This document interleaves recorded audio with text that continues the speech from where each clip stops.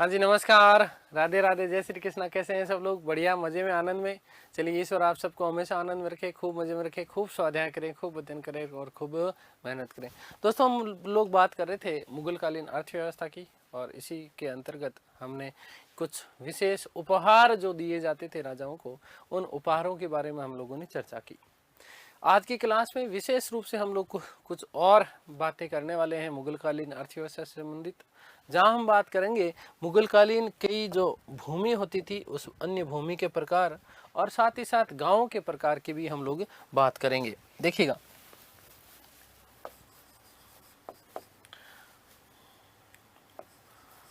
मुगलकालीन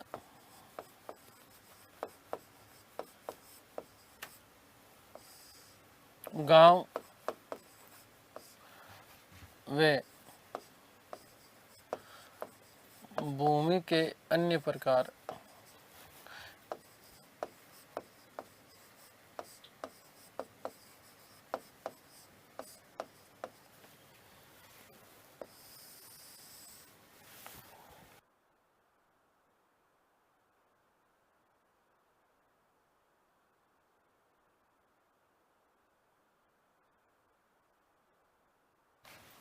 देखिएगा, कुछ चीजें विशेष महत्वपूर्ण बातें मैं आप लोगों को बताने वाला हूं।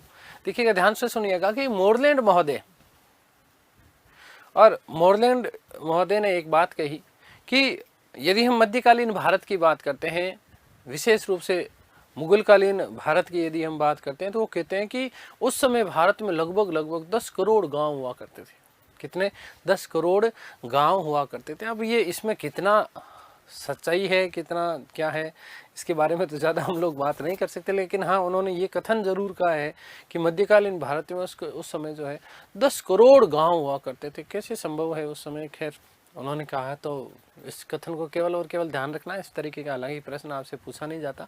खैर, फिर भी कुछ विशेष क्षेत्रों की बात हम लोग करेंगे। कौन कौन से क्षेत्र थे इन्हीं गाँवों में? जैसे एक शब्द मिलता है आपको, गैर अम्लीय क्षेत्र। गैर अम्लीय क्षेत्र बहुत महत्वपूर्ण शब्द है ना। यहाँ से आपसे शब्दावली से प्रश्न पूछा जा सकता है।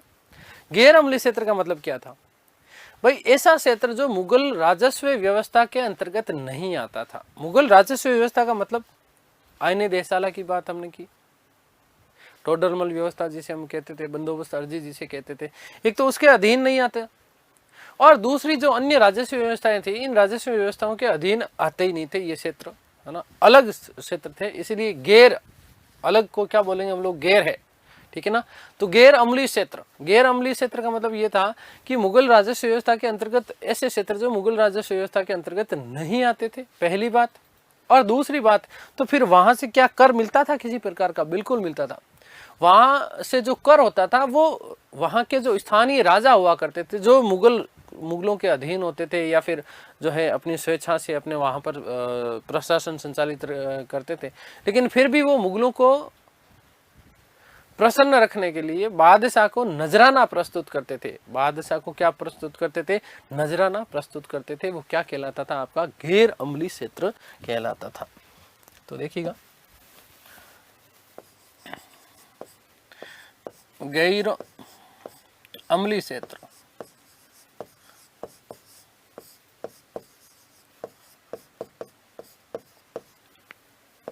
पहला चीज, ऐसे क्षेत्र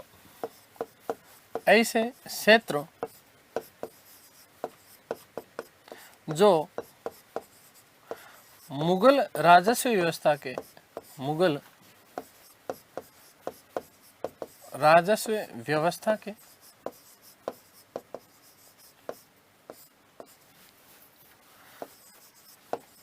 अंतर्गत नहीं आते थे।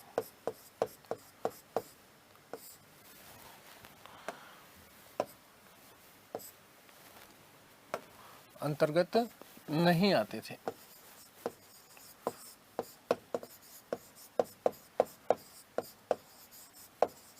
परंतु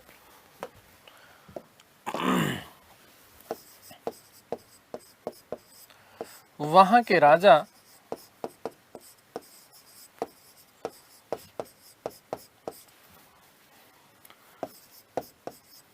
राजस्व एकत्रित कर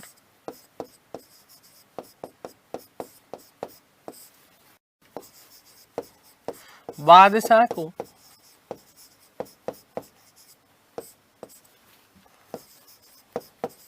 नजराना प्रस्तुत करते थे।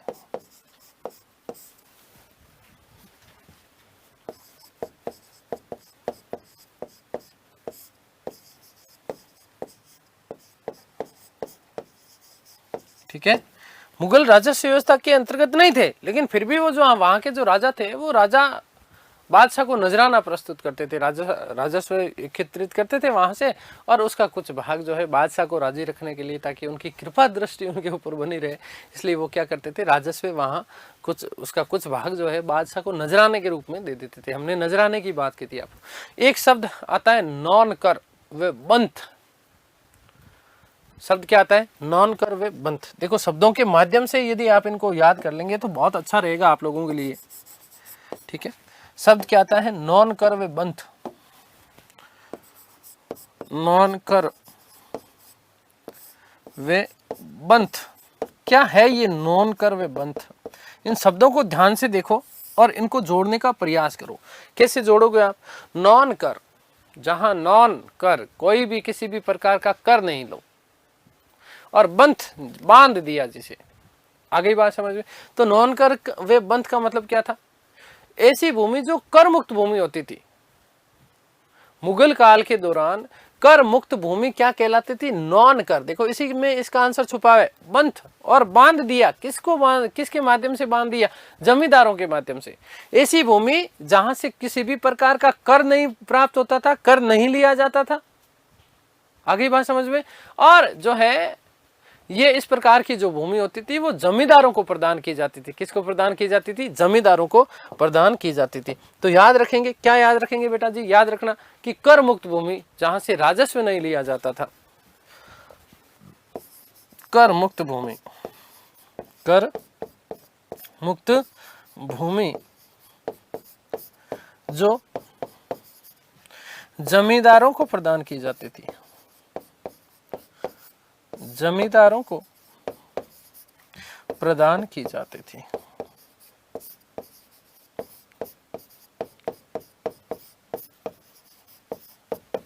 किसी भी प्रकार का राजस्व नहीं लिया जाता था, किसी भी प्रकार का राजस्व नहीं लिया जाता था, राजस्व नहीं लिया जाता था। ठीक है बेटा जी, वो क्या कहलाता था आपका? नॉन कर या बंथ कहलाता था, नॉन कर या बंथ कहलाता था। एक शब्द मालिकाना, क्या शब्द आता है आपका? मालिकाना। मालिकाना का मतलब कई बार अपन बोलते हैं ना कि ऐसे क्या बकवास कर रहा है, तेरा क्या मालिकाना हक है क्या? बोलते हैं ना, मतलब खुद का है क्या भाई? ऐसे क्यों? जैसे ऐसे कोई भी चीज के ऊपर जब कोई व्यक्ति हक जताता है तो कहते हैं ना, हक तो ऐसे जता रहा जैसे खुद का है। आगे बात समझ में क्लियर है? तो मालिकाना का मतलब क्या था? कि ऐसा राज्य, ऐसी भूमि जहां से राज्य जमींदार की सहायता के बिना, समझो इस चीज को,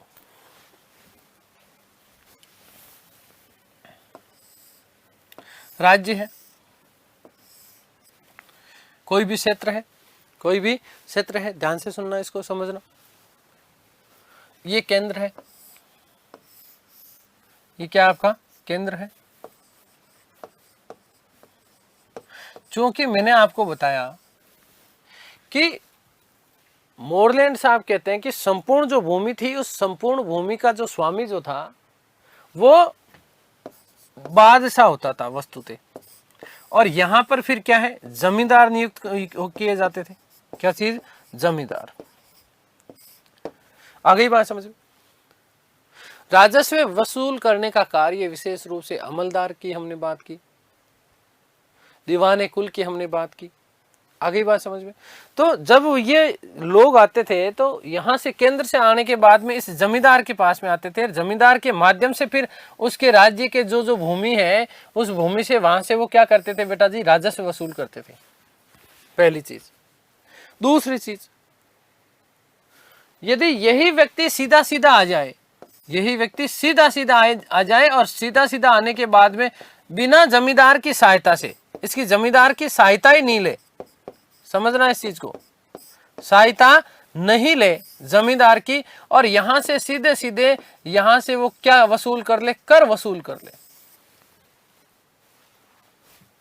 भाई एक तरीके से मालिक तो फिर यहाँ छोटे स्वरूप में मालिक तो कौन है, जमींदार है, लेकिन उसकी सहायता के बिना, उसकी सहायता के बिना जब यहां से सीधे रूप से प्रत्यक्ष रूप से कोई व्यक्ति आकर के कर वसूल कर लेता था, तो और वसूल करने के बाद में क्या होता था, क्योंकि हक किसका था, जमींदार का, लेकिन जमींदार का हक तो मर गया ना। इस स्थिति में क्या किया जाता था कि जितनी भी उपज होती थी उस उपज का 10वां भाग, जितना यहां से उस उपज का कर जो वसूला उसने, कर जो वसूल किया उसने, उस वसूल का कितना भाग, 10वां भाग, कितना भाग बेटा, 10वां भाग फिर जो है किसको दे दिया जाता था, जमींदार को दे दिया जाता था। किसको दे दिया जाता था, जमींदार को दे दिया जाता था। और यही बात क्या कहलाती थी, मालिकाना कहलाती थी। क्या कहलाती थी, मालिकाना कहलाती थी। मतलब क्या कि जब राज्य जमींदार की सहायता के बिना राजस्व वसूल करता था, उस स्थिति में राज्य जो है उस वहां के उस जमींदार को कुल उपज का 10वां भाग जमींदार को दे दिया जाता था। और यही भाग क्या कहलाता था, मालिकाना कहलाता था। कि भाई जमींदार का मालिकाना हक था वस्तुतः तो, लेकिन राज्य ने, केंद्र ने सीधे सीधे वहां से क्या कर लिया, कर वसूल कर लिया। उस स्थिति में जमींदार को नुकसान हुआ ना, तो उस नुकसान की भरपाई करने के लिए एक तरीके से उस कुल उपज का 10वां भाग जो है जमींदार को दे दिया जाता था। और यही भाग क्या कहलाता था, मालिकाना कहलाता था। क्या कहलाता था आपका, मालिकाना कहलाता था। आगे बात समझ क्लियर है तो देखिएगा, मालिकाना,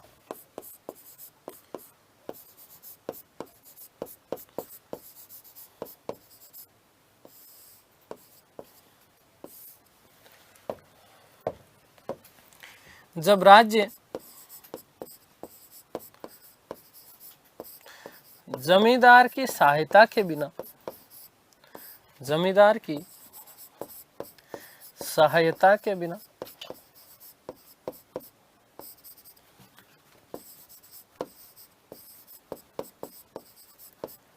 सीधे राजस्व वसूल लेते थे, सीधे राजस्व वसूल लेते थे, वसूल लेते थे।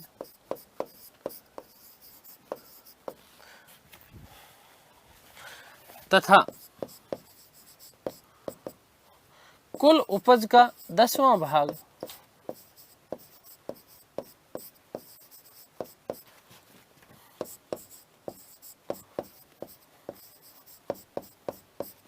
जमींदार को देते थे।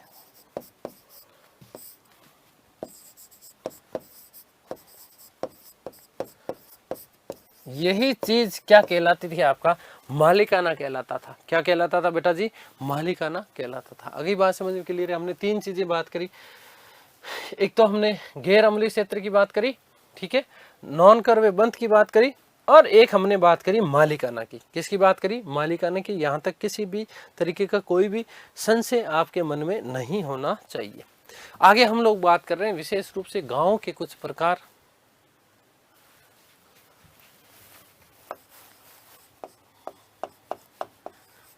गांवों के प्रकार,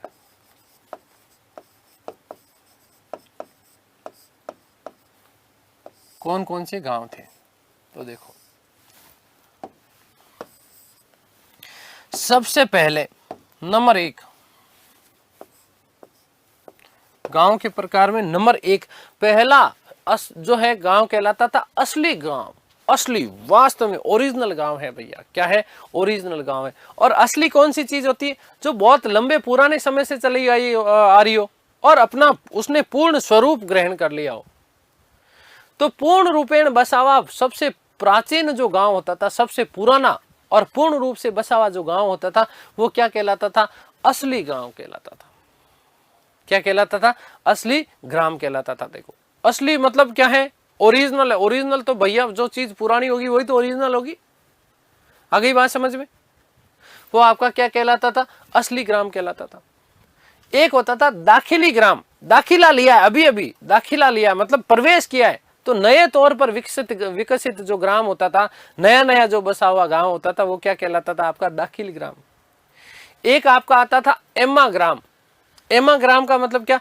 कुछ ऐसे, एम्मा से याद रखिएगा अम्मा, क्या याद रखेंगे? अम्मा। अम्मा मतलब माताजी, और माताजी को सबसे ज्यादा हम लोग माताजी को तो देते हैं ना, जितना कमाते हैं उतना। माताजी किसी प्रकार की चीजें लेते थोड़ी ही है, तो उस चीज को ऐसे मतलब कनेक्ट करने के लिए बता रहा हूं। ऐसे ग्राम जो मुगल काल में अनुदानित ग्राम होते थे, है ना, इन गांवों को बहुत ज्यादा अनुदान मिलता था, वो कौन से गांव कहलाते थे? एम्मा ग्राम कहलाते थे। ठीक है, तो नंबर 1 लिख रहा हूं, देखिए असली ग्राम। असली ग्राम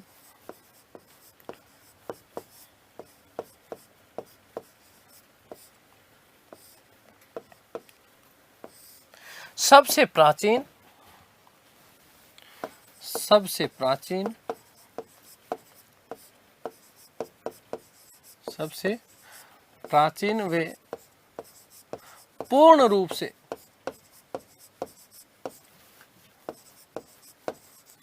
बसा हुआ गांव, बसा हुआ गांव क्या कहलाता था? आपका असली गांव कहलाता था।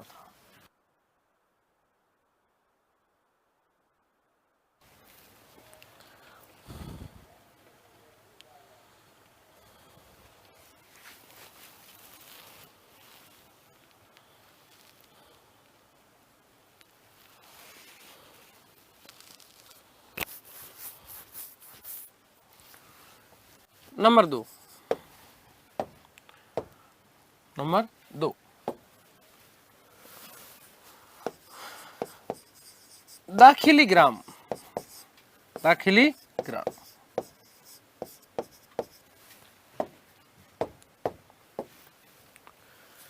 नए तौर पर विकसित, नए तौर पर विकसित ग्राम, नया नया जिसका विकास हुआ है, या नवनिर्मित ग्राम इसको बोल सकते हैं, है ना।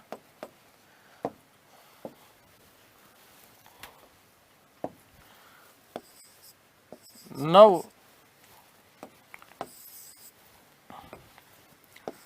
निर्मित या विकसित ग्राम।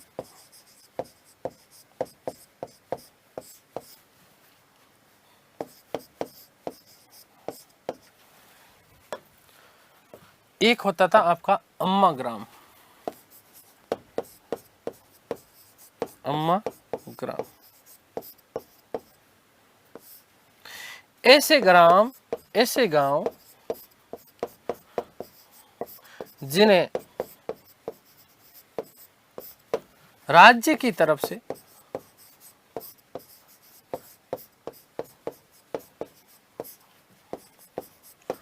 मुफ्त अनुदान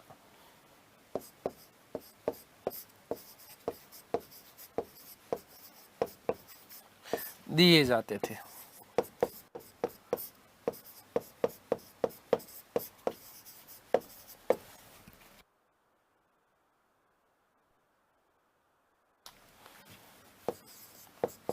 दिए जाते थे। आगे बात समझ क्लियर है?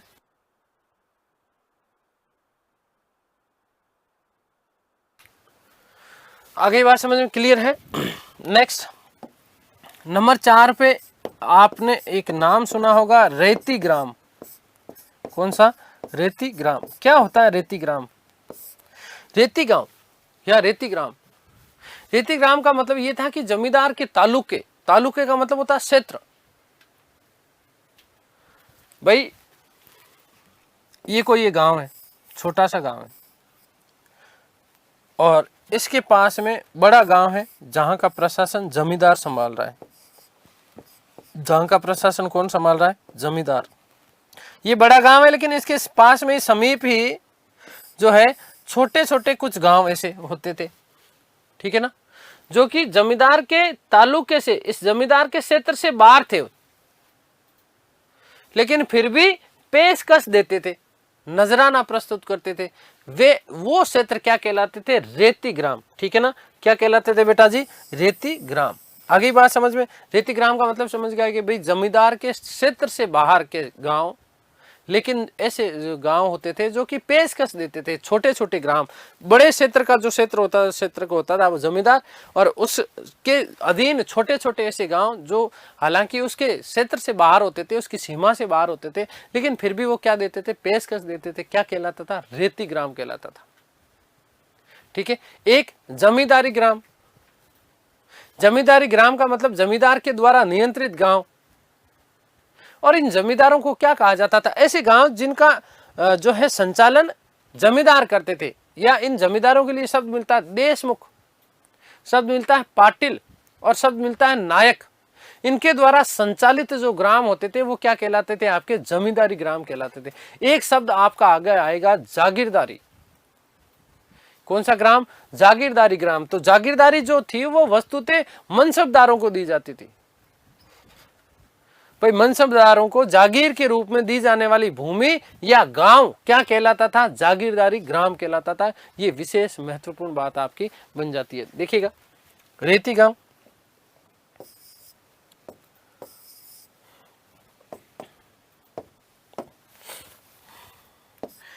ऐसे गांव जो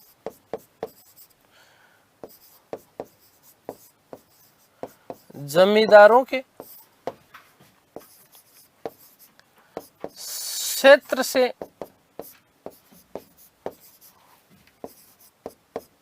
बाहर थे या सीमा के अधीन नहीं थे, सीमा के अधीन नहीं थे,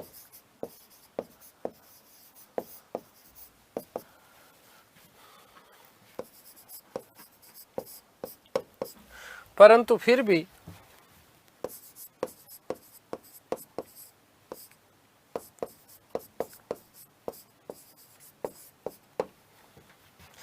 पेशकश देते थे।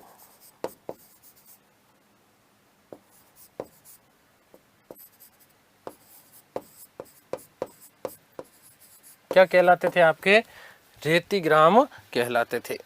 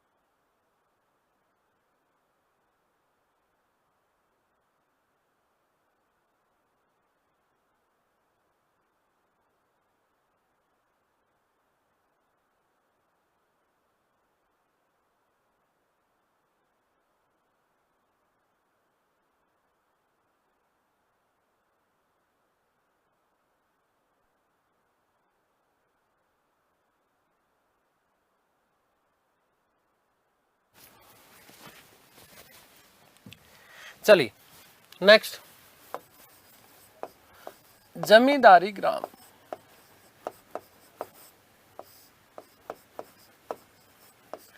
क्या होता था जमींदारी ग्राम? फिर से समझिएगा, जमींदारी ग्राम का मतलब क्या है बेटा? जमींदारी ग्राम का मतलब यह है कि ऐसे गांव जिसका संचालन सीधे सीधे विशेष रूप से जमींदार के नियंत्रण में होता था। और जमींदारी विशेष रूप से यदि हम बात करें तो पीढ़ी दर पीढ़ी चलती थी। पीढ़ी दर पीढ़ी का मतलब क्या है कि जैसे समझना इस चीज को बहुत अच्छा, यहां से कॉन्सेप्चुअल प्रश्न भी आपका एक बन सकता है कि क्या जमींदारी स्थानांतरित होती थी या क्या जागीरदारी स्थानांतरित होती थी। दो शब्द बड़े महत्वपूर्ण आते हैं ये आपके, एक तो आता है आपका जमींदारी, दूसरा आता है जागीरदारी। तो जमींदारी जो थी वो पीढ़ी दर पीढ़ी चलती थी। जैसे मेरे पिताजी जमींदार हैं मान लो,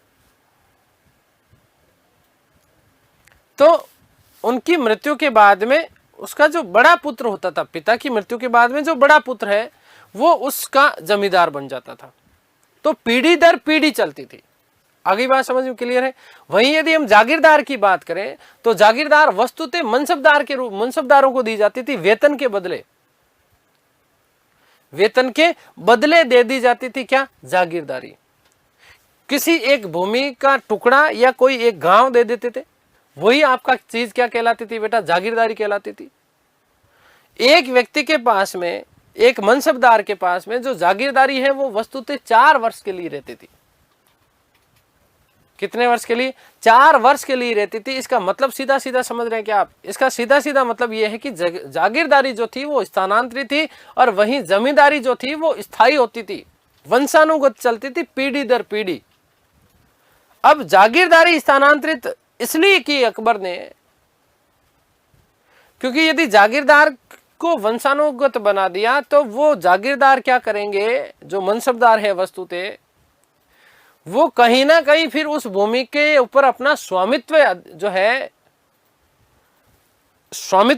है कर लेंगे, अपना अधिकार कर लेंगे, और कहीं ना कहीं वो चीज आगे चल करके फिर उनके लिए ठीक नहीं थी। ठीक है, तो इसीलिए जागीरदारी स्थानांतरित की जाती थी। एक जागीरदार के पास में एक मनसबदार जो होता था, वस्तुतः मनसबदार को जागीर के रूप में दी जाने वाली भूमि जागीरदारी भूमि ग्राम कहलाता था या भूमि कहलाती थी, तो वो स्थानांतरित कर दिया जाता था। जागीरदारी ग्राम, जागीर के रूप में गांव दे दिया पूरा, या भूमि का कुछ टुकड़ा दे दिया। ठीक है, तो याद रखिएगा कि जमींदारी ग्राम कि जमींदार द्वारा नियंत्रित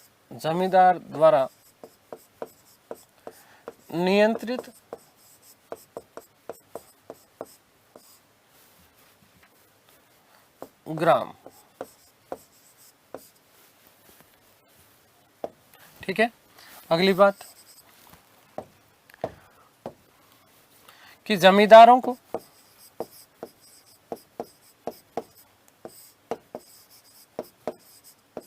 देशमुख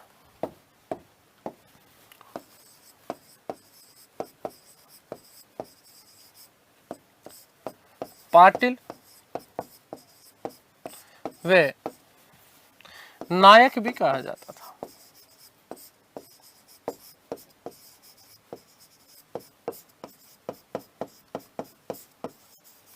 एक विशेष बात याद रखिएगा बेटा जी, क्या बात याद रखेंगे कि जमींदारी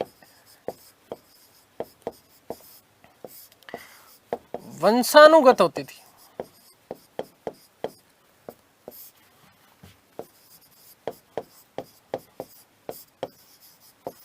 मतलब क्या है, पीढ़ी दर पीढ़ी चलती थी।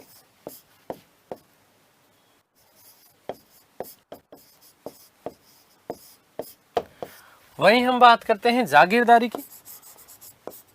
जागीरदारी ग्राम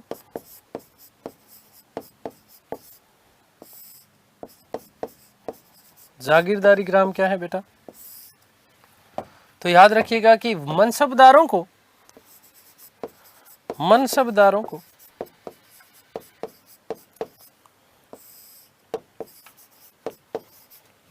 नगद वेतन के बदले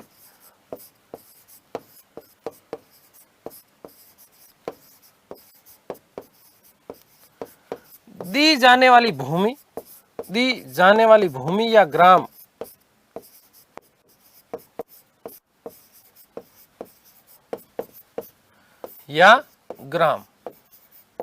ठीक है, याद रखना कि यह वंशानुगत नहीं होती थी।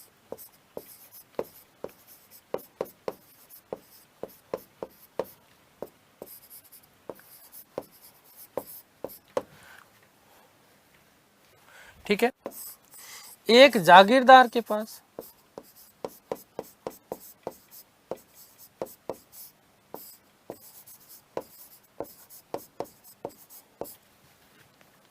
यह जागीर के रूप में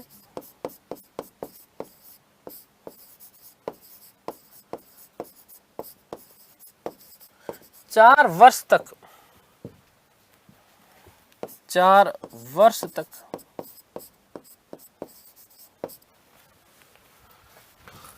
अधीन रहती थी।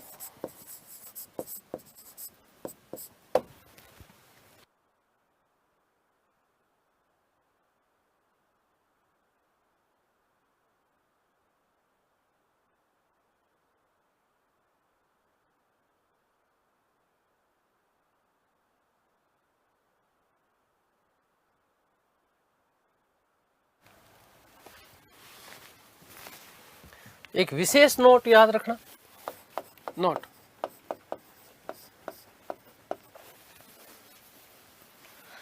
कि जमींदार वस्तुतः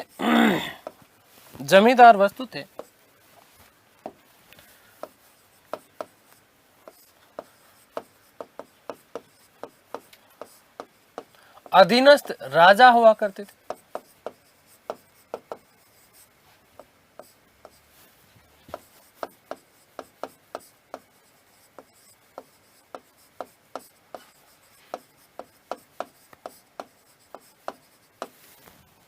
उन्हें उनके ही क्षेत्र का कुछ भाग उनके ही क्षेत्र का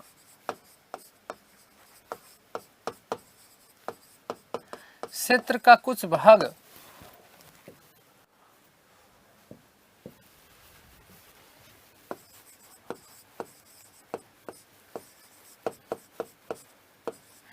जमींदारी के रूप में दे दिया जाता था।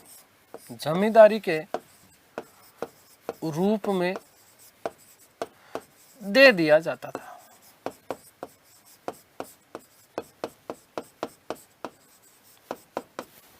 जहां से वह राजस्व वसूलते थे।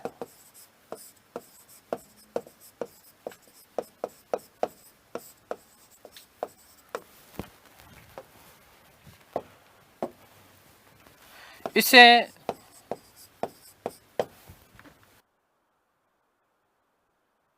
याद रखना कि वतन जागीर कहा जाता था।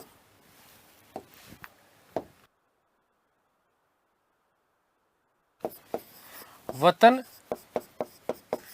जागीर कहा जाता था। मोस्ट इंपॉर्टेंट प्रश्न बनता है बेटा, ये याद रखना, बहुत महत्वपूर्ण प्रश्न है ये, सबसे महत्वपूर्ण प्रश्न याद रखना। ये वतन जागीर क्या है? तो जमींदार जो होते थे उन्हें उनके जमींदार वस्तुते होते कौन थे? अधीनस्थ राजा होते थे।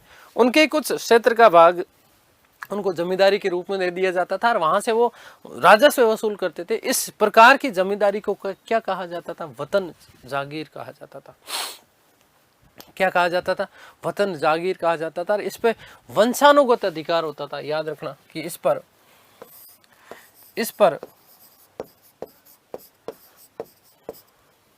जमींदारों को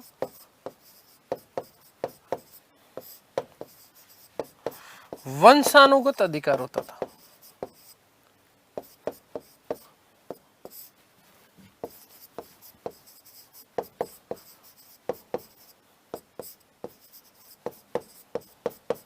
ठीक है, पीढ़ी दर पीढ़ी चलता था। ये मोस्ट इंपोर्टेंट डिफरेंस, या तो देखो यहां से प्रश्न अवश्य बनेगा मुझे जहां तक लगता है। जमींदारी ग्राम और जागीरदारी ग्राम, याद रखना बेटा, जमींदारी ग्राम तो किसको? अधीनस्थ जो राजा होते थे उनको ही उनके क्षेत्र का कुछ भाग दे दिया जाता था और वहां से वो राजस्व एकत्रित करते थे, स्थानांतरित नहीं की जा सकती थी। याद रखना, डिफरेंस पूछा जा सकता है जमींदार और जागीरदारी में। जमींदारी और जागीरदारी में क्या डिफरेंस था? याद रखना कि जमींदारी जो दी जाती थी वो अधीनस्थ राजा को दी जाती थी, जागीरदारी मनसबदार को प्रदान की जाती थी। जमींदारी वंशानुगत होती थी जबकि जागीरदारी वंशानुगत नहीं होती थी। ये लिख लेना अलग से पॉइंट यदि आप लिखना चाहो तो, हालांकि मैंने समझा दिया सारी चीजें, लेकिन फिर ऐसे मत करना ओ गुरुजी लिखो तभी होगा, समझा दी मैंने आपको एक एक चीज बेटा। फिर यदि हम बात करें जमींदारी की, तो जमींदारी स्थानांतरित नहीं की जा सकती थी, वंशानुगत अधिकार होता था, स्थानांतरण नहीं किया जा सकता था, स्थानांतरण नहीं किया जा सकता था, नहीं किया जा सकता था। मोस्ट इंपॉर्टेंट प्रश्न बनता ये, ठीक है। वही यदि हम बात करें जागीरदारी, तो जागीरदारी जो थी वो स्थानांतरित कर सकते थे, जागीरदारी स्थानांतरित कर सकते थे। दोनों में एक कॉमन चीज थी कि जमींदार भी भूमि के स्वामी नहीं होते थे, क्योंकि अंतिम रूप से भूमि का स्वामी कौन होता था, बादशाह होता था। मैं यह बात आप लोगों को बहुत अच्छे से समझा चुका, मोरलैंड ने ये बात कही है। और जागीरदार भी जो थे वो वस्तुतः भूमि के स्वामी नहीं होते थे, ये बात आप लोगों को विशेष रूप से याद रखना। आगे ही बात समझ में क्लियर है? जागीर का मतलब समझ गए ना? जागीरदार और मनसबदार क्या होते थे? जागीरदार वस्तुतः मनसबदार होते थे, जिन्हें वेतन के बदले भूमि दी जाती थी और इसी भूमि को जागीर कहा जाता था।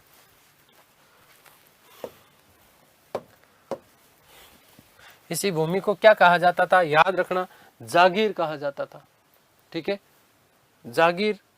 आगे बात समझे?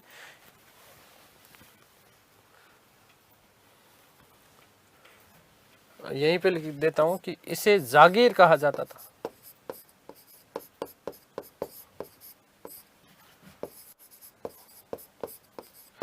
यहां से बहुत कंफ्यूजन होता है, ध्यान से सुनना, ठीक है। अब मुझे नहीं लगता कि अब आपको कोई किसी भी प्रकार का कंफ्यूजन रहेगा। जमींदार और जागीरदार में डिफरेंस समझ गए ना आप लोग? जमींदार कौन है फिर सुन लो और फिर समझ लो, इसको डाउट नहीं रहना चाहिए, समझो इसको। मैं आपको मुगल काल लेके चल रहा हूं। ये मुगल बादशाह अकबर है,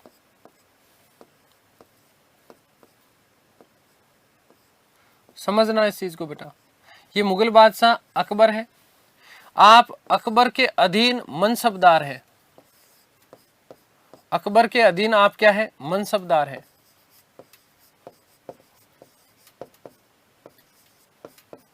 ठीक है। ये आप कौन है, ये अकबर है, और आप जो है अकबर के मनसबदार हैं। अकबर ने आपको वेतन के बदले भूमि दी, वेतन के बदले आपको क्या दे दी, भूमि दी।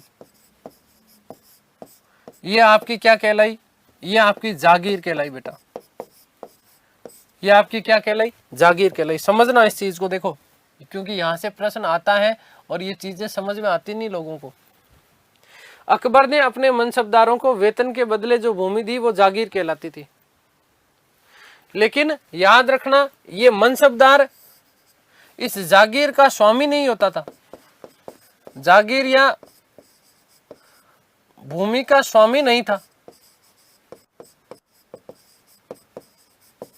स्वामी नहीं था, ठीक है। केवल वेतन के बदले इसे स्थानांतरित कर दिया जाता था, ज्यादा से ज्यादा 4 वर्ष के लिए मिलती थी। वेतन के बदले कितने वर्ष के लिए, 4 वर्ष है तू। आगे बात समझ, स्थानांतरित कर देते थे ताकि ये इस भूमि के ऊपर किसी भी प्रकार का ज्यादा अधिकार नहीं रखे। आजकल भी अर्थ चलता है ना कि जैसे कोर्ट ने आदेश भी जारी कर दिया कि भाई यदि कोई व्यक्ति किसी एक मकान में 20 वर्ष से रह रहा है और उसको वहां का वेतन दे, वो जो है किराया दे रहा है, तो 20 वर्ष में उसने उस के बराबर का तो किराया चुका दिया, तो वो उसके ऊपर अपना दावा जो है कर सकता है कि ये तो भाई मेरा हो गया, अधिकार हो गया। आगे बात समझे। अकबर है, इस अकबर के अधीनस्थ राजा, अधीनस्थ राजा, ये भी क्या होते थे, अधीनस्थ राजा होते थे। ध्यान रखना बेटा, अधीनस्थ राजा, ये क्या है, अधीनस्थ राजा है।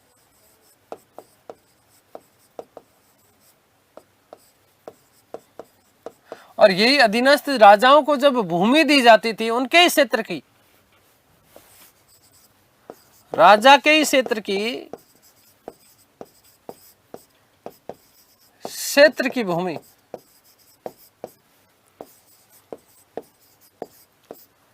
है ना, और यही भूमि क्या कहलाती थी? जमींदारी कहलाती थी।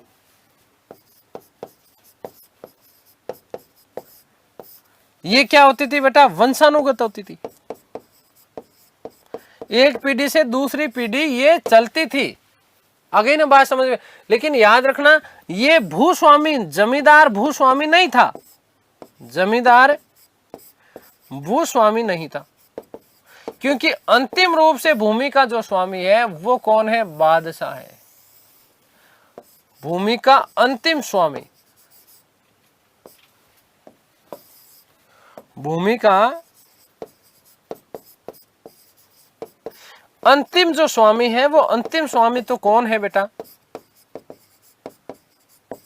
वो बादशाह ही होता था। अंतिम स्वामी कौन होता था बेटा? बादशाह। कौन होता था? बादशाह। इस चीज को समझ लेना, ठीक है। ये आपका विशेष फर्क आ जाता है किसमें? जमींदारी में और जागीरदारी में, ठीक है ना। 4 वर्ष के लिए दी जाती थी, वेतन के बदली दी जाती थी, जबकि ये उन्हीं के अधीनस्थ राजाओं को उन्हीं की भूमि का कोई एक, उन्हीं के क्षेत्र का कोई एक भूभाग दे दिया जाता था, और ये क्या कहलाता था? याद रखना कि ये जमींदारी कहलाती थी। क्या कहलाती थी? जमींदारी। अब इसमें कोई भी किसी भी प्रकार का ध्यान रखना कि इसमें अब आपको कोई डाउट नहीं होना चाहिए। आगे बात समझ में। जमींदार जब भू राजस्व वसूलता था तो इस वसूली के ऊपर उसको 10 से 25% तक का कमीशन मिलता था, ठीक है ना। तो याद रखिएगा कि जमींदार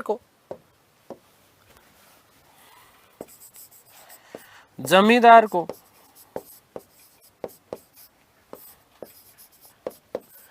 भू राजस्व वसूलने पर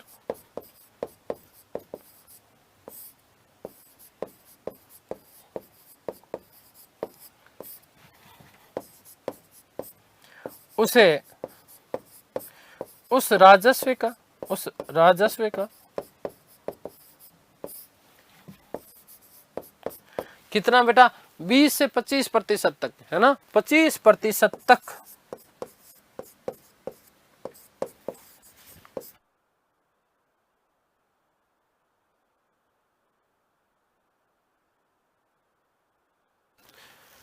कितना बेटा? याद रखना, माफ करना, 10 से 25%, है ना।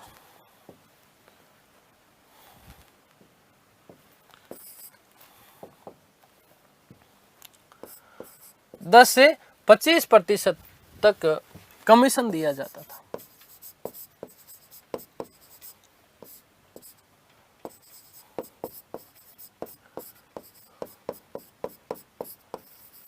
ठीक है, आगे बात समझ। अब रेती ग्राम देखो, वापिस बता रहा हूं मैं आपको।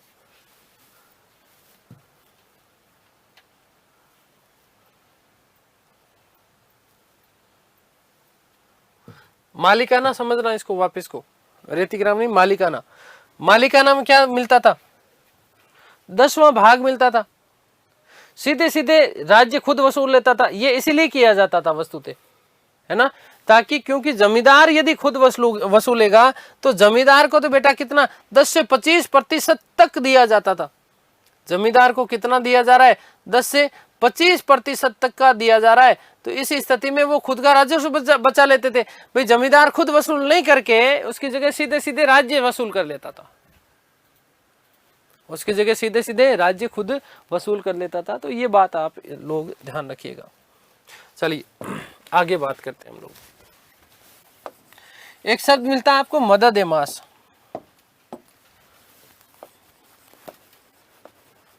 मदद ए मास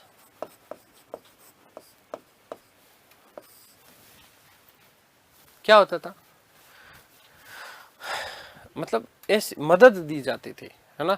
मतलब सद्र उस सुदूर, जो कि हमने बात करी थी जब मैंने आपको प्रशासन पढ़ाया, तब मैंने आपको कहा कि धार्मिक अनुदानित जो भूमि होती थी, या धार्मिक अनुदान या धार्मिक जो अधिकारी होता था सर्वोच्च, उसे सद्र सुदूर कहा जाता था, जो धार्मिक अनुदानित भूमि की देखरेख भी करता था।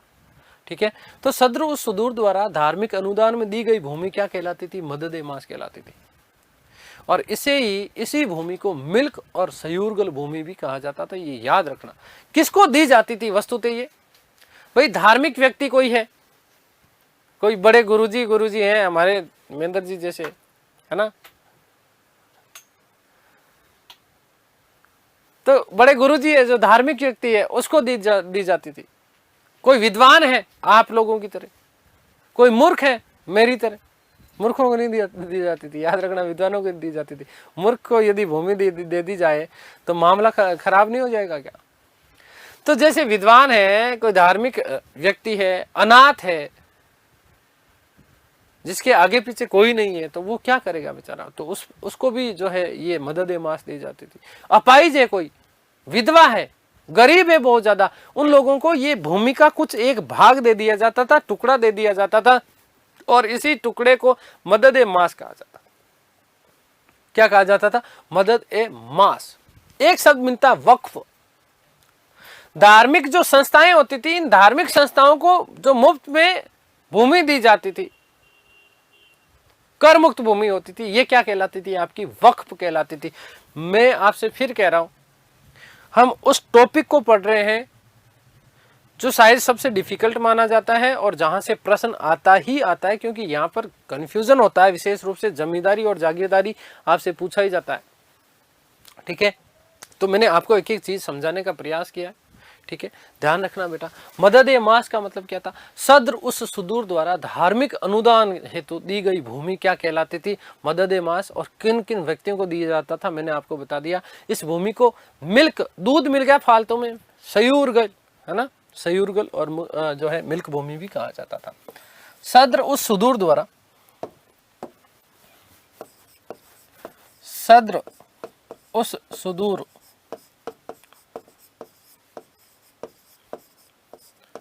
द्वारा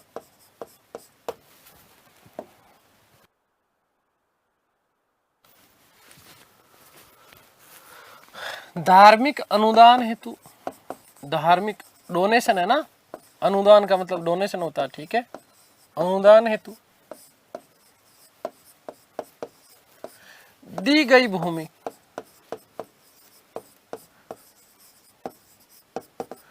जो कि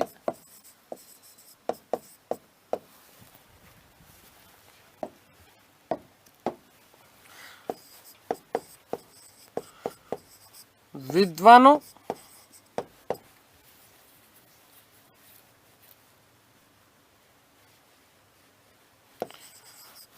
धार्मिक व्यक्तियों, धार्मिक गुरुओं, जैसे सिख गुरु रामदास, उनको 500 बीघा जो है भूमि दी गई थी। विठल पंत, विठलनाथ, ठीक है, उनको भी भूमि जो है जागीर के रूप में दी गई थी। आप लोगों को पता होना चाहिए। ठीक है, तो ये चीज विशेष रूप से ध्यान रखना। धार्मिक गुरुओं, अनाथ, अपाहिज, गरीब व बेसहारा, गरीब इत्यादि, ठीक है, विधवा, है ना, विधवा भी जोड़ो इसमें,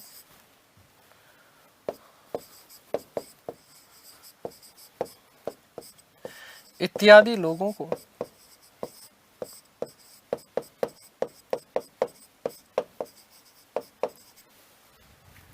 दी जाती थी।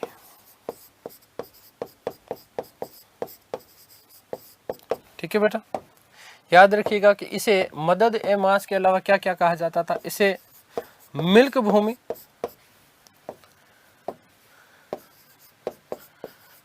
मिल्क व सयूरगल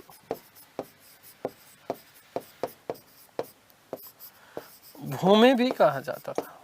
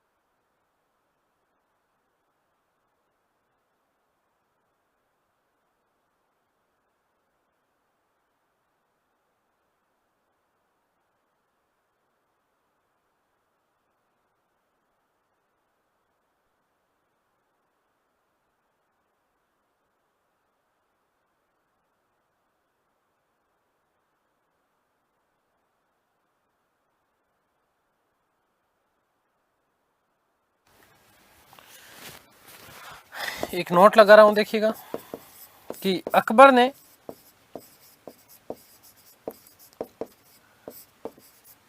सिख गुरु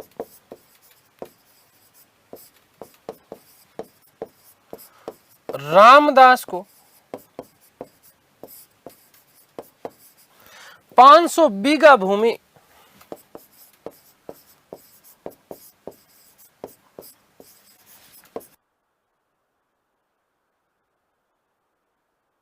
दान में दी, तथा तीसरे गुरु अमरदास, तीसरे सिख गुरु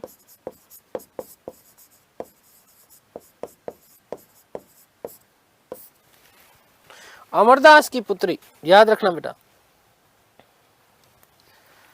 अमरदास की पुत्री को भी, अमरदास की पुत्री को भी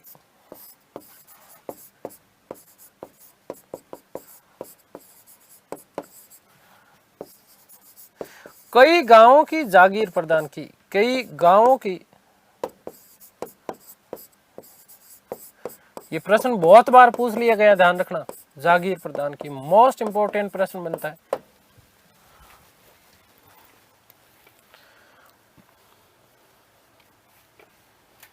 ठीक है, एक बात और इसमें ध्यान रखना बेटा, क्या कि वल्लभाचार्य के पुत्र, किसके? वल्लभाचार्य के पुत्र जिनका नाम था विठल पंत, इन विठल पंत को भी गोकुला और जेतपुरा की जागीरें दी गई थी, किसके द्वारा? अकबर के द्वारा। जो सिख गुरु को रामदास को जो 500 बीघा भूमि दान में दी गई थी, यहीं पर आगे चल करके अमृतसर नगर बसाया गया था। कौन सा नगर? अमृतसर नगर भी बसाया गया था। इसी में याद रखना नोट में कि वल्लभाचार्य के पुत्र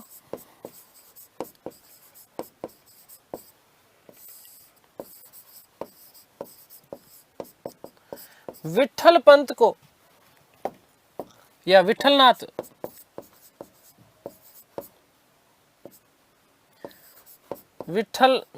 को जेतपुरा व गोकुला, जेतपुरा वे गोकुला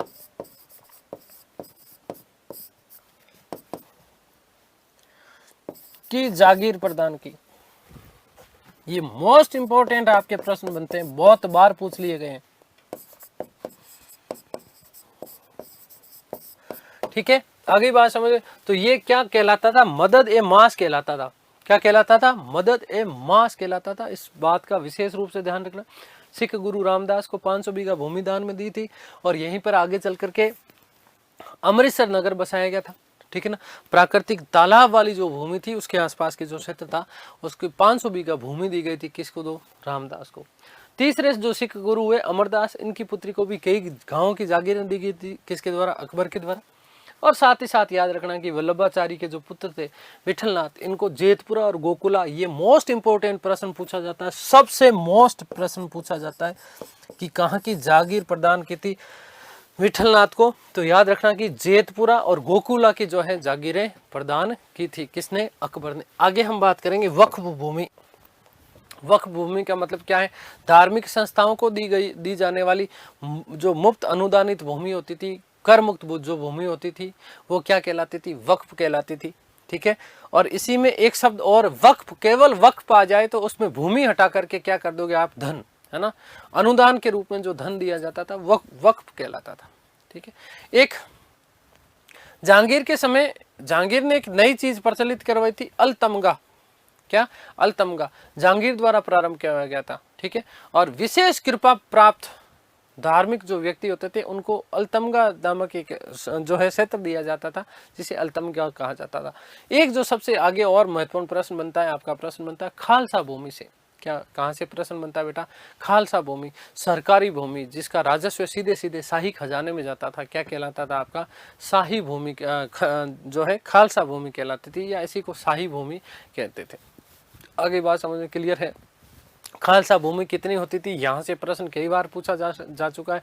तो याद रखना कि राज्य की कुल भूमि का 20% भाग खालसा भूमि होती थी। ठीक है, वक्फ भूमि।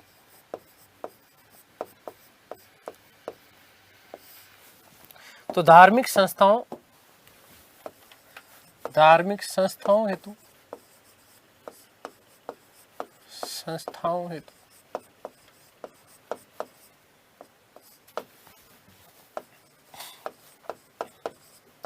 अनुदानित भूमि।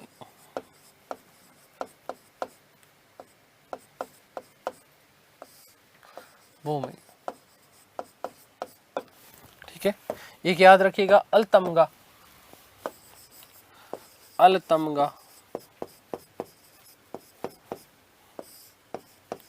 याद रखिएगा, इसमें क्या बेटा याद रखेंगे कि जहांगीर के द्वारा प्रारंभ की गई, जहांगीर द्वारा प्रारंभ,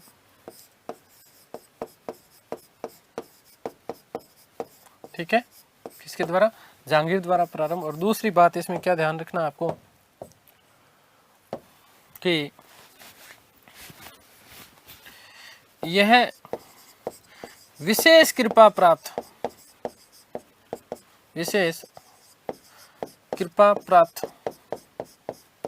धार्मिक व्यक्तियों को अनुदान में दी जाती थी। धार्मिक व्यक्तियों को प्रदान की जाती थी।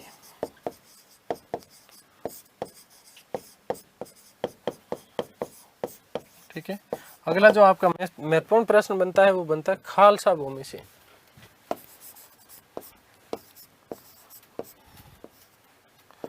खालसा भूमि,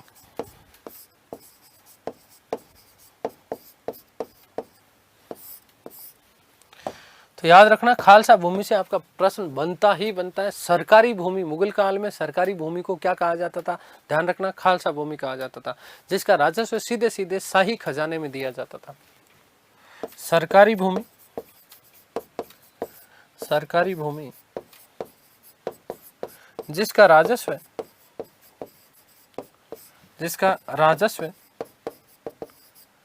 सीधे शाही खजाने में जमा होता था। सीधे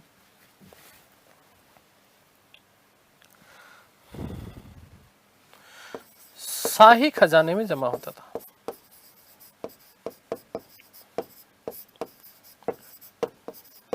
ठीक है, आगे बात समझ में क्लियर है? तो ये इस चीज का विशेष रूप से ध्यान रखना। एक बात इसमें और ध्यान रखना कि राज्य की कुल भूमि का 20% भाग खालसा भूमि होना अनिवार्य था।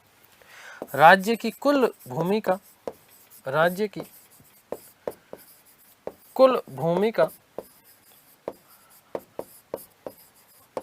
20% भाग खालसा होना अनिवार्य था। खालसा भूमि होना अनिवार्य।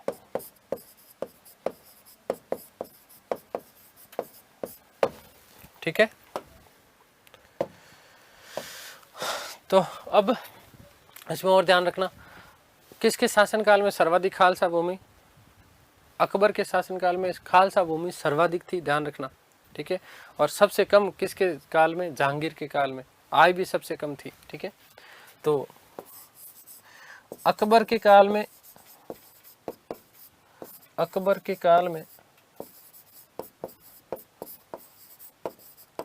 खालसा भूमि सर्वाधिक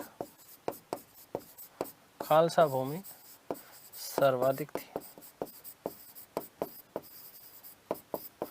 और जहांगीर के काल में सबसे कम। जहांगीर के काल में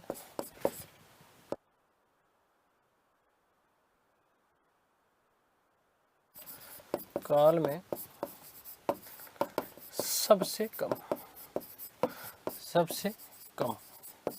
ठीक है बेटा जी, ये बात हो गई। ध्यान रखना कि औरंगजेब के समय में राज्य की समस्त भूमि का 1/5 भाग, लगभग 20% है ना, खालसा भूमि के रूप में जो है हो गया था। एक थोड़ा सा शब्द, कुछ शब्द ही याद बता रहा हूँ मैं आपको, उनको केवल शब्दों को ध्यान रखना। ठीक है, एक शब्द कई बार पूछ लिया जाता है, पेबाकी। क्या शब्द? पेबाकी।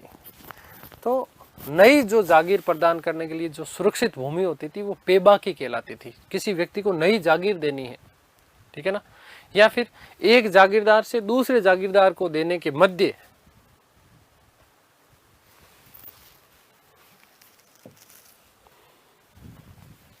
मैंने आपको कहा कि जागीरदारी स्थानांतरित होती थी, समझना।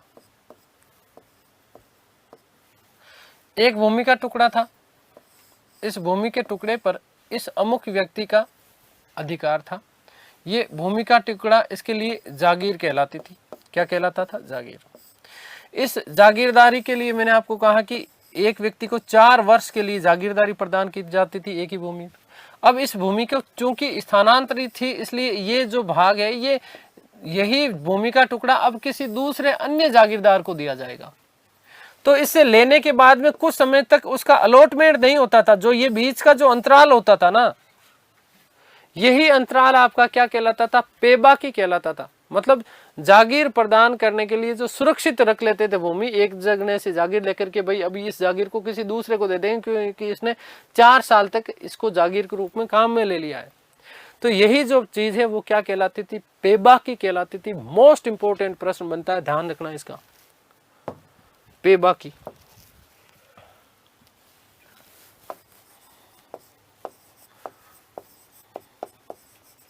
ठीक है, कैसे याद रखोगे पेबाकी को? कि नई जागीर प्रदान करने के लिए सुरक्षित जो भूमि थी वो क्या होती थी? पेबाकी। या फिर मैंने कह दिया कि एक जागीरदार से दूसरे जागीरदार को देने के बीच का जो समय था, अवधि जहां पर वो सुरक्षित पड़ी रहती थी, वो क्या कहलाता था? आपका पेबाकी कहलाता था। ठीक है, नई जागीर प्रदान करने हेतु, नई जागीर प्रदान करने हेतु, प्रदान करने हेतु सुरक्षित भूमि, सुरक्षित भूमि जो है आपकी क्या कहलाती थी? पेबाकी कहलाती थी। ठीक है बेटा, तो उम्मीद करता हूँ कि सारी की सारी चीजें आप लोगों को समझ में आई होगी। ईश्वर से प्रार्थना करता हूँ कि आप सब स्वस्थ रहें, मस्त रहें, तंदुरुस्त रहें, आह्लादित रहें और प्रसन्नचित्त रहें और महेंद्र जी की भांति हंसते रहें, खिलखिलाते रहें, ताकि मैं भी हंसता खिलखिलाता रहूं। चलिए दोस्तों, मिलते हैं हमारी अगली क्लास में। तब तक के लिए सभी को धन्यवाद, नमस्कार, थैंक यू सो मच।